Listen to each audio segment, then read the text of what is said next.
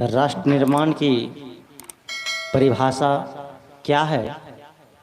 अभी आप हम सब लोग संत श्री रंजीत साहब से श्रवण कर रहे थे।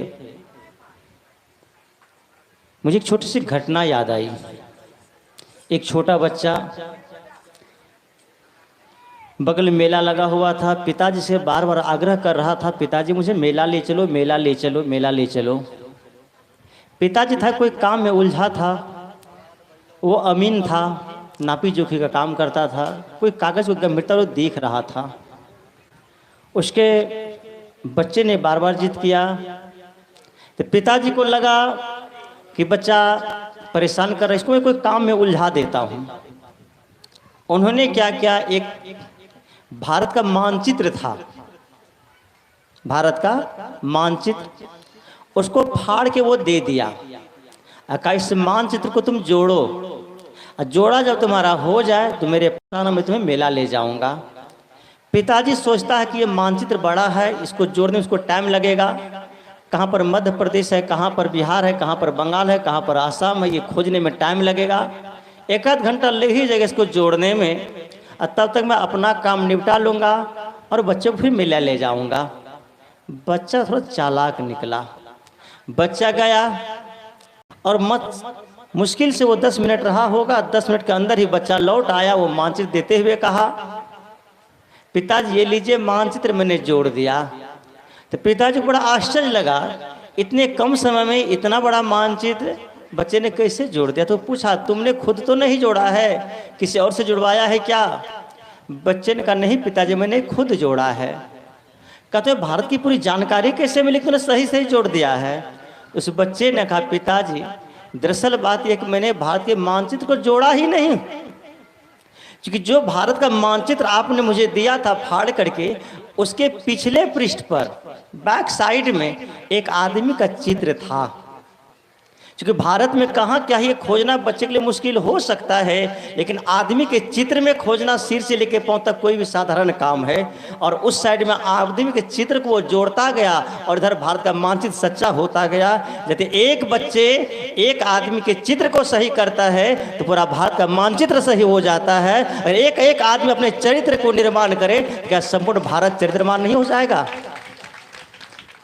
जो हमारे देश की ये भाषा रही है, और हम लोगों में जो बड़ी भूल हुई वो क्या हुई है, हम लोग बूझे दीपक की खोज ज़्यादा करते हैं।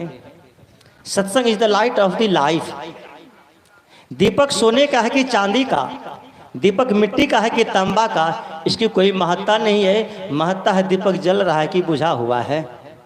अगर दीपक जल रहा है, मिट्टी का दीपक है, जल रहा है, तो आपके पूरे घर को प्रकाशित करता है, पूरे अंगना को प्रकाशित करता है, पूरे दरवाजे को प्रकाशित करता है। अगर सोना का दीपक है, बुझा हुआ है, आपको अंधेरा ही अंधेरा मिलेगा, आपको रोशनी नहीं मिलेगी। इसलिए दीपक की महत्ता नहीं किसका है, महत्ता जल रहा है कि बुझा हुआ है।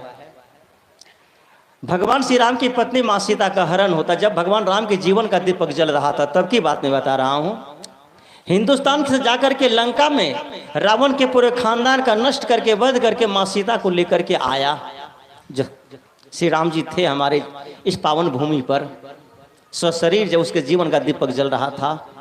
गोस्वामी तुलसीदास जी महाराज लिखते हैं, चित्रकूट के घाट पर भई संतन की भीड़, तुलसीदास चंदन घसे तिलक करे रघुवीर। बड़ी सुंदर बात है, 16वीं सदी की घटना है। बाबर आता है हमारे देश में और भगवान श्री राम के घर को वो तोड़ देता है, मंदिर को तोड़ देता है, वहाँ मस्जिद बनाता है। बाबर नमाज पढ़ता है, नमाज अदा करता है। बाबर और उसका बेटा हुमायूं नमाज पढ़ता है, हुमायूं के बेटा अकबर नमाज पढ़ता है, अकबर का बेटा जहांगीर नमाज पढ़ता है, जहांगीर का बेटा शाहजहां वहाँ पर नमाज अदा करता है, शाहजहां का बेटा औरंगजेब, औरंगजेब का भतीजा बहादुर शाह जफर अंतिम सांस तक नमाज पढ़ता है, वो वहाँ पर अंत में रंगून जाके मरता है। राम नहीं आए अपने घर को बचाने, क्योंकि राम जी के जीवन का दीपक बुझ चुका था।